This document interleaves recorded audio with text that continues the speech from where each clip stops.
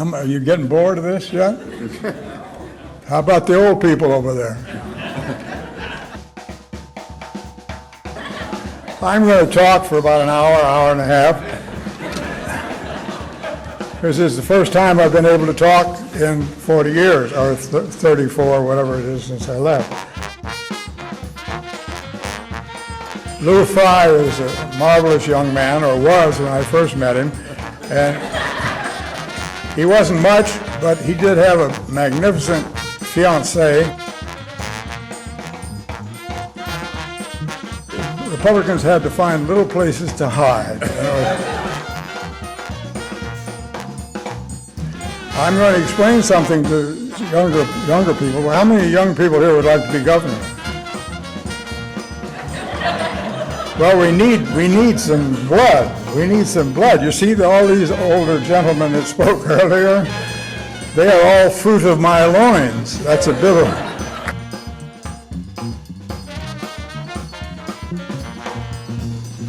Things have to happen now in Florida because it's a desperate situation.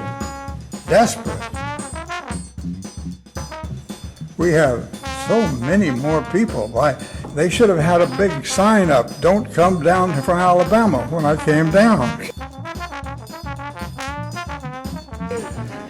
Now we have no way of stopping the people from coming here and no way to change the nature of our failures. We have failures that are surfacing more and more. And all these gentlemen who spoke to you did a great job while they were there, but they were curtailed in doing it because they only could serve at the max was 8 years. Then during my tenure, we had the Constitutional Revision Commission that I sat with them and listened to them and watched them, and they thought about having a new constitution. And in that constitution, they wanted the governor at least to work for 4 years because they gave him an opportunity to succeed himself if, in fact, he could get the people to believe that he really did work. That's not easy in some cases, mine in particular.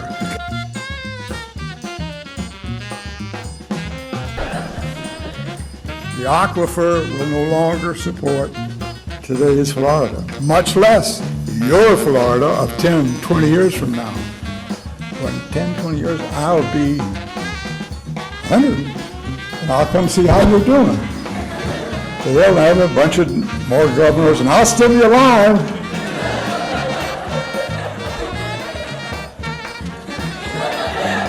Think that's funny? It gets serious when you're my age. No, I'm delighted, but I'm telling you, we've got to do something about it. Starting in 1 hour, former Florida Governor Claude Kirk's body will lie in state at Florida's old Capitol building in Tallahassee. The public will be able to pay their respects to the governor and his family. A funeral service will be held on Monday at Bethesda by the Sea Episcopal Church on Palm Beach at 1 o'clock in the afternoon. Well, the former governor, who some called Claudius Maximus, is being remembered as the first Republican governor of Florida since Reconstruction. Kirk died Wednesday at age 85.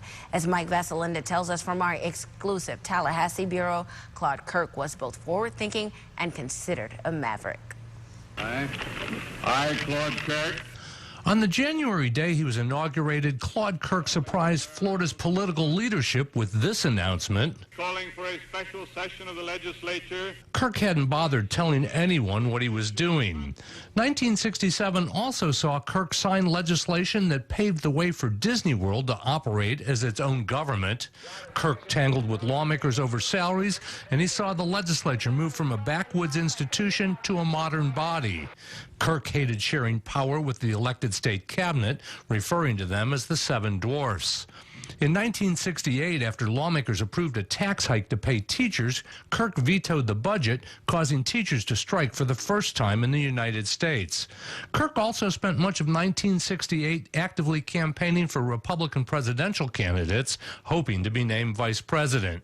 8 years after losing the governorship to Reuben Askew, Kirk was back running for governor again, first as an independent, then as a Democrat. I'm going to be governor, and I'm going to prove we're going to be governor. He picked an African-American woman to be his running mate, the first African American to run statewide. When someone asked me who was going to be lieutenant governor, I said it would knock your eyeballs out. I produced that. Florida's 36th governor appeared at Rick Scott's inauguration in January. What did you think of the speech? Outstanding. Kirk died Wednesday at his home in West Palm Beach. Yes, Florida is the oceanographic center of the universe. Climate, unique educational facilities, 9,000 miles of tidal coastline, over 30,000 lakes, and the Florida Straits Current, which is part of the Gulf Stream system. One of the most important segments of Florida's economy is our defense and space-oriented industries, which add a solid $2 billion each year to our income.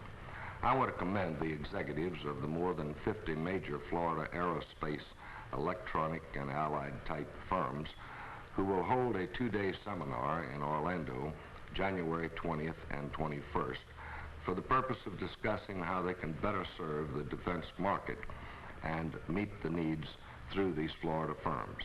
In the interest of a better informed electorate, WTVJ is proud to present the first live television debate between Florida's two Democratic gubernatorial candidates, Mayor Hayden Burns of Jacksonville and Mayor Robert King High of Miami.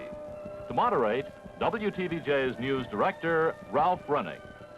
Good evening, everybody. 10 years ago this month, in this same WTVJ studio, two men running for the governorship of Florida appeared in the first TV debate in the state's history. That was in 1954. Leroy Collins went on to defeat Charlie Johns in the wake of that program. The historical significance of that broadcast is pointed up by the fact that a kinescope recording of the Johns-Collins debate will be presented to Florida State University on June 8th by Channel 4 to initiate a historical film archive section of the FSU library. Tonight, 10 years later, a new chapter is about to be written into the state's gubernatorial campaigns. This is 1964. We have another governor's runoff primary election. The Democratic nominees are Hayden Burns and Robert King High. This is the first live TV joint appearance of the two finalists. Well, another question, what value do you place on these joint appearances? Do you think they accomplished anything constructive, Mr. Burns? Well, if both candidates took their time to present to the people of Florida a clear-cut understanding of their philosophies and their programs and the background from which they were drawing their experience, I think they could be of great value. I'm disappointed again tonight that my opponent will not appear on this basis. Mr. High? I don't believe I quite understand you, Mr. Burns. We had an opportunity tonight to appear on Channel 10 together. I was in favor of that. We had an opportunity to appear jointly last night in Palm Beach. I was in favor of that. As a matter of fact, I think that when you and I are asking the people of Florida to give to us the most important possession that they own, and that is their right to vote, or their vote, that we should make every effort that we can to appear as often as we can and in all sections of the state of Florida. Growth and security, progress and prosperity are not questions of political faith, but of devotion by all of us to a common cause. Whether a conservative Democrat as I, or a Republican as he, we are Floridians first, and we have a single coherent purpose: to build an ever greater state where the weak are safe and the strong are just. As I explored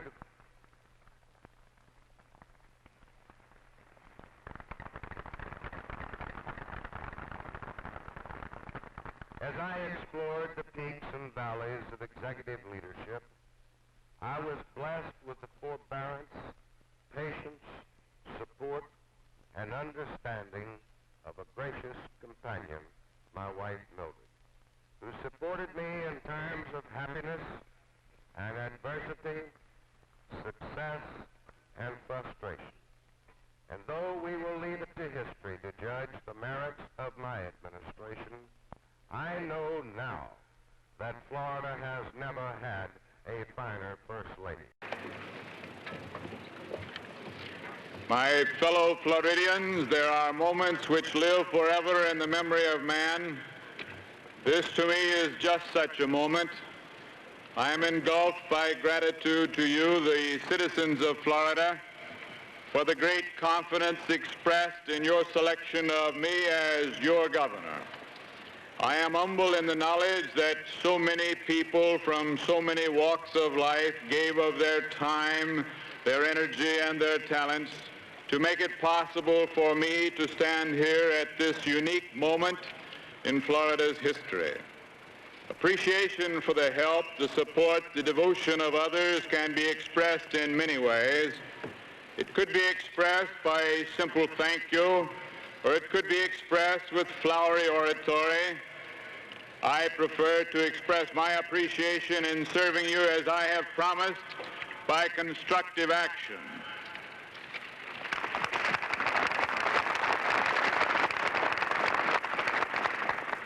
Together we shall move our beloved state far along the pathways of progress in every field towards our goal of making Florida number one. The government was created to be a non-government, a non-governor. And they be sure that nothing ever happened bad. The powers of that day, be they who they were, created a system, of a cabinet system for the state of Florida. And that meant that 6 people were elected to 6 different offices, and stood there as a cabinet group. And they voted, and they let one more fellow come in, the governor, created a 7. So 6 people who could be elected in perpetuity for life. Just like 67 sheriffs, write that down, 67 sheriffs, in 67 counties, who could only requirement to be a good law enforcement officer. Remember, I'm talking about sheriffs now. The only requirement, those of you out in the state listening, okay, was the ability to hear thunder and see lightning.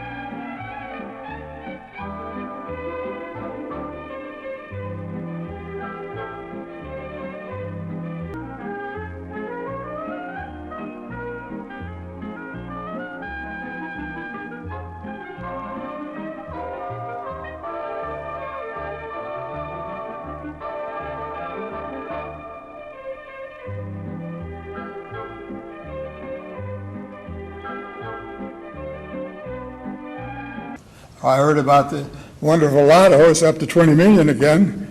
My wife, Erica, she bets every week. Not on Wednesday, just on the weekend. And we're going to be rich when we win the lotto. In the meantime, I tell her that's gambling and it's wrong. She says, when I have the money, you'll like it. And I said, you're damn right. I don't say damn right. I'm afraid of my wife.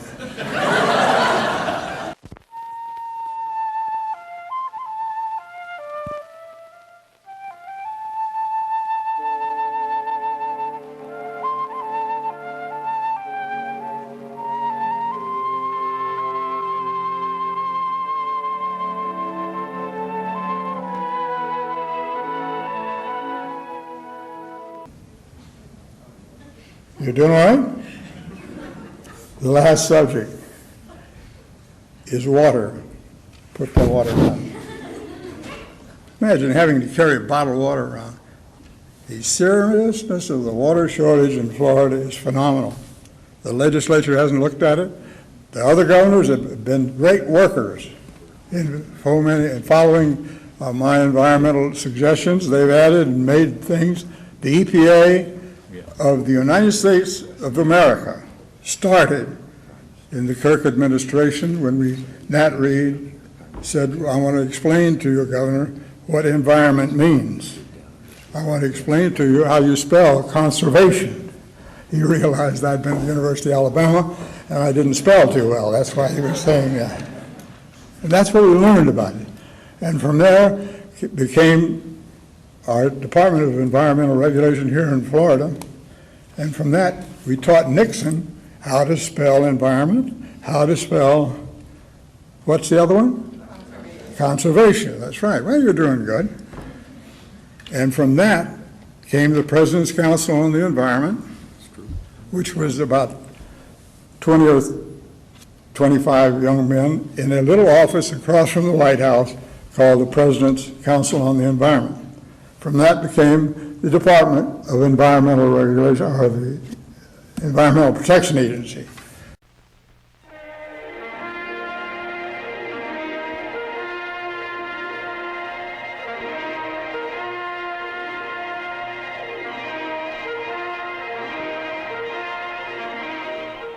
I must go down to the seas again, the lonely sea and the sky. For centuries, man has been lured by the buried coffers of gold hammered by the ancients into coin and of jewels crusted by time. But today, he seeks to harvest the more bountiful and lasting riches made possible by the modern science of oceanography. Today's harvest is tomorrow's treasures, the story of oceanography in the state of Florida. Claude Kirk, Jr., governor of the state of Florida, has provided the leadership in Florida's oceanographic development. I am Claude R. Kirk, Jr., governor of Florida, a land almost surrounded by the salt seas. Florida's beautiful beaches have drawn tourists for generations. The waters of the Gulf of Mexico and the Atlantic Ocean have provided recreation for millions of bathers and boaters and fishermen, and more recently, for skin and scuba divers. These vast bodies of water have another and more vital function than recreation. In and under the hydrosphere are natural resources, beside which those of the land masses of the world pale by comparison. We know that there is more food in a mile of ocean than ever could exist in a similar land area. We know there are mineral sources to be tapped for our expanding industrial economy. We know there are unknown wonders beneath the waves, and I know because I have been there. Finding and developing the resources of the sea is oceanography, and in this field, as in many others, Florida excels. The film you are about to see will reveal where Florida stands in oceanography and where we are heading.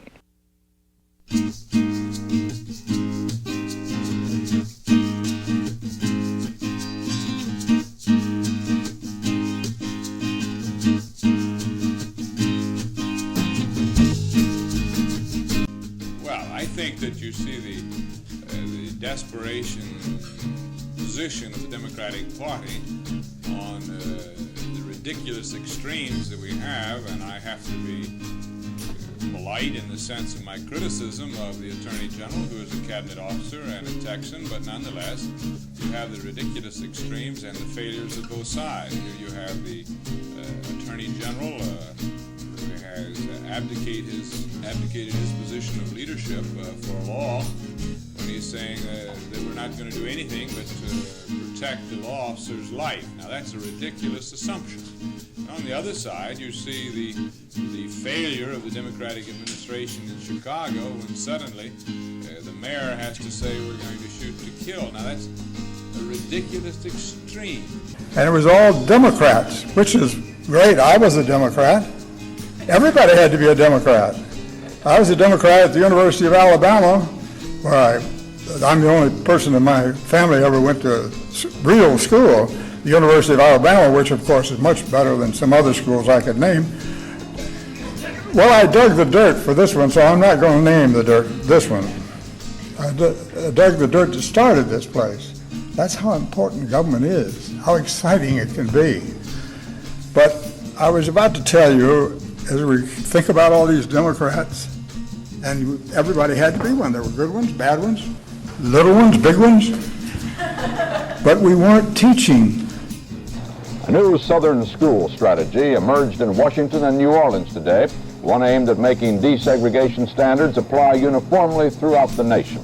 Florida's Governor Claude Kirk personally appealed to the Supreme Court to declare such a uniform standard and to consider setting one date for schools everywhere to comply.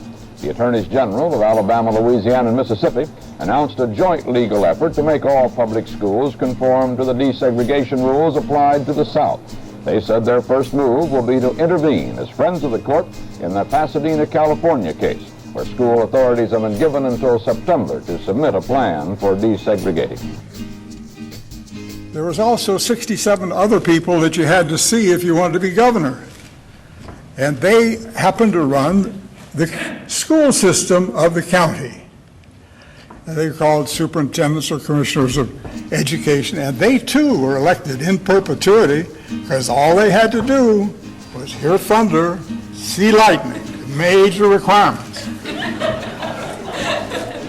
And what happened when I became governor, I wrote a white paper and I said, you know, this is wrong. My children are not getting educated. I had to start a school in order to get them educated.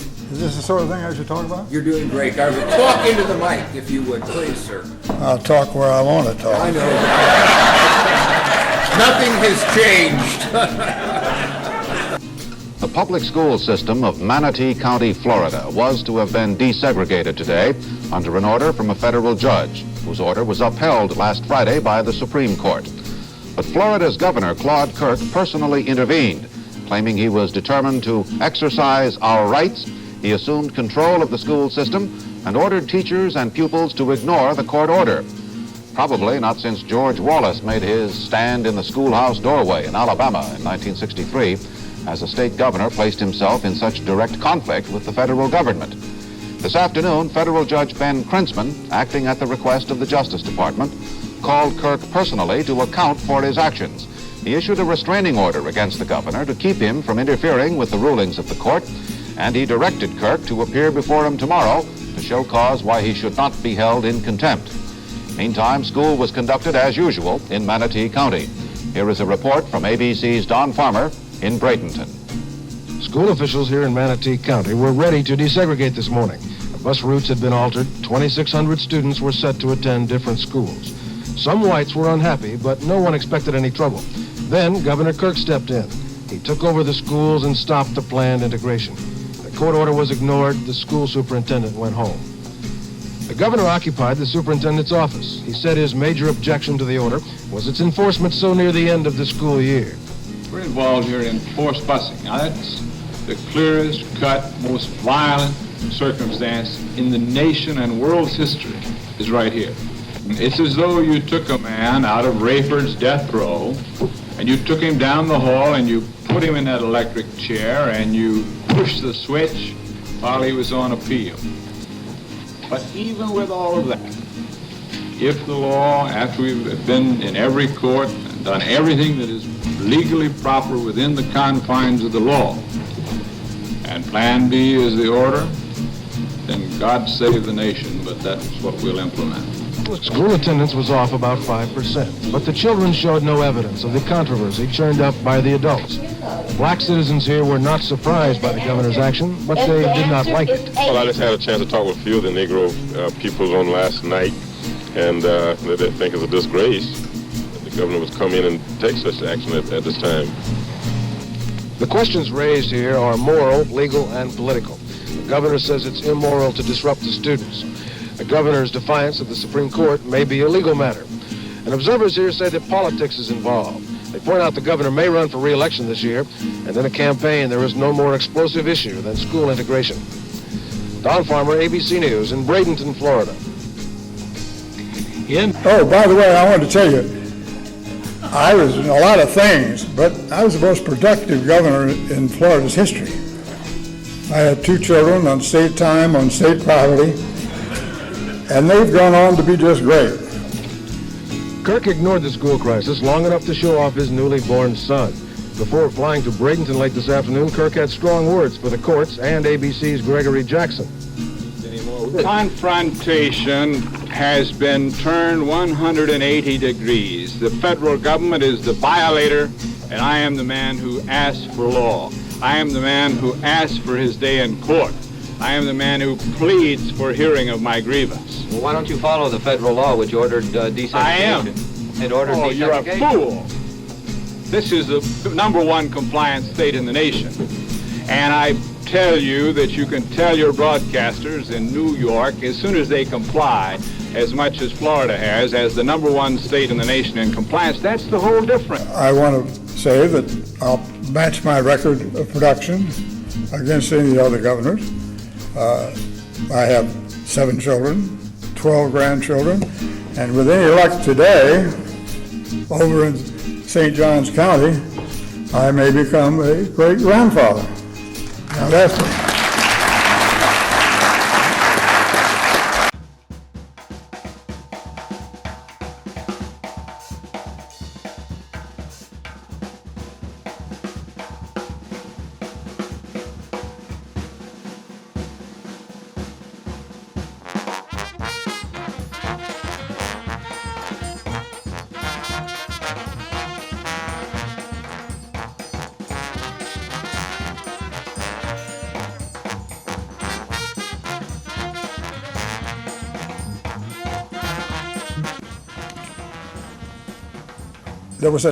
I was sitting up there because I hadn't been sworn in yet.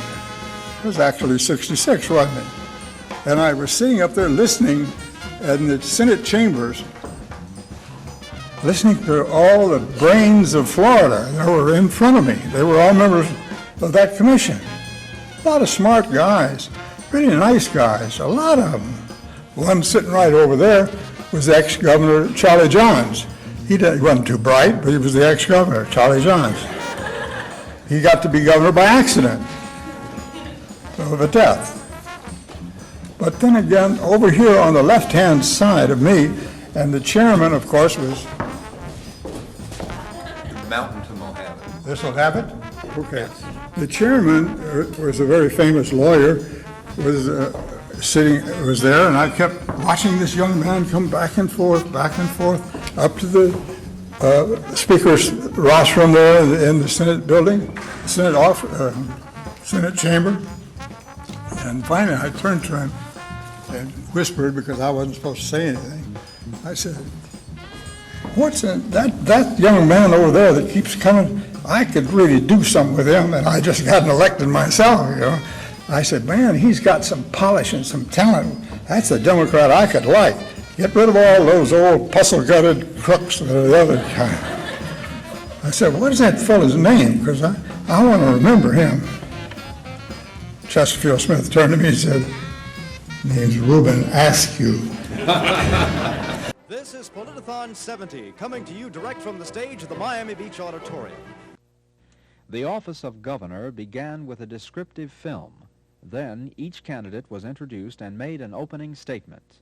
After the rules were explained, 16 questions were answered.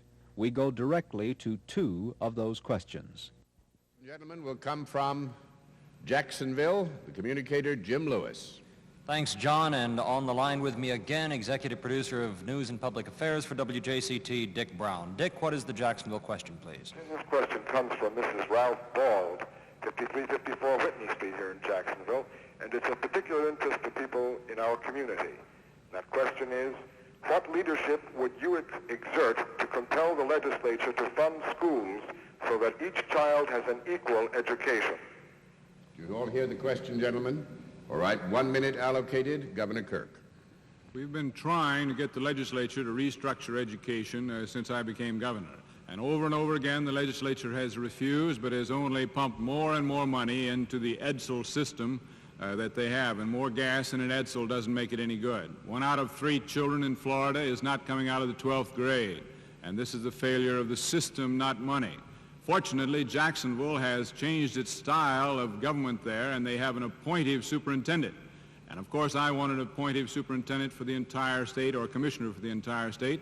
I don't care if you have a regent system or the legislature hires him, but we must have a man to run our system who's qualified to run the entire state system, and the legislature has balked on it each and every time. Senator Askew?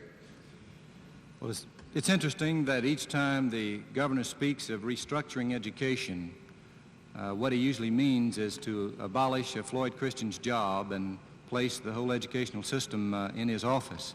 I think it's going to require more than restructuring, although I concede that in some areas it needs restructuring, and I favor it.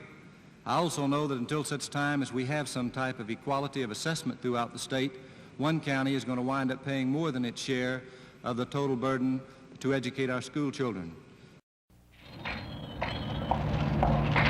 I'm voting for Claude Kirk. I'm a mother with twins, and I think it's completely asinine to send them away to a school 5 miles away when there's a school right in the neighborhood. I want my daughter to go to the school that she's going to, the school that we live by. Let's keep Kirk. Claude gets things done. He's a man who feels for the children and for the people of this state. Because Reuben Askew then went on ahead and decided he'd like to become governor. Very logical thing. But he was the underdog of all underdogs of all times in the sense of the other Democrats' aspirants. But he very wisely picked a man who was in power at that time in the cabinet, and he took his strength, maybe not his attitudes and everything, but this man had a relationship throughout the state with the junior chambers of commerce, and the power and the way and the perseverance that they both showed, they thrust out and got Reuben nominated, which was a great thing. It was terrible for me, but great for the state. This shirt was bought at Sears in Atlanta, Georgia. This shirt was bought at Sears in Miami. Both are identical. Both, the basic cost is $6. The shirt, call it what you may, but it was, as a former trial lawyer, this is demonstrative evidence. Even though in Sears, last year in Georgia, they paid the state of Georgia approximately $500,000 in state corporate taxes, while Sears in Florida was called upon to pay only $2,000. I thought I was making some fairly articulate speeches about it and not getting very far. When I showed them the shirts on television, they understood that. It's almost 5:32 right now. Funeral services are being held today for former Florida Governor Claude Kirk. News Channel 5's Ashley Walters is at Bethesda by the Sea Episcopal Church in Palm Beach, where the service will happen later today. Good morning. The funeral service is expected to be about 1 p.m. this afternoon here at the Bethesda by the Sea Episcopal Church in Palm Beach. Now, friends and family have invited the public to join them here during that service. Former Florida Governor Claude Kirk died peacefully in his sleep last Wednesday at the age of 85. He was the first Republican to hold the office in the 20th century. He's being remembered as a strong and outspoken man who changed the course of state government and politics. Kirk was also a Marine officer in World War II and the Korean War. Now, the family has asked that in lieu of flowers, donations be made to the governor's memory to the Everglades Foundation, which works to preserve and restore the Everglades. Just business, yeah. Cold clam limp-handed. Kiss a cheek and fall asleep.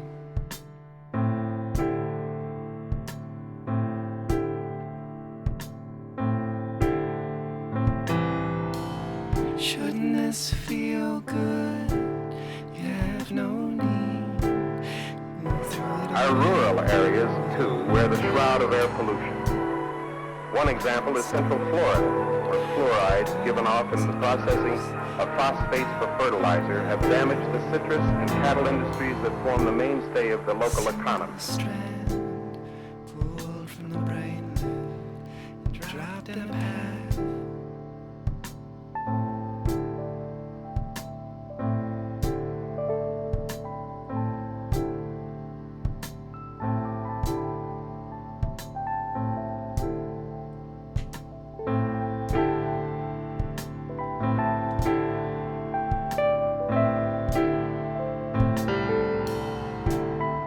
Closest can follow, they see it though quickly. The past sweepers are constantly paid by the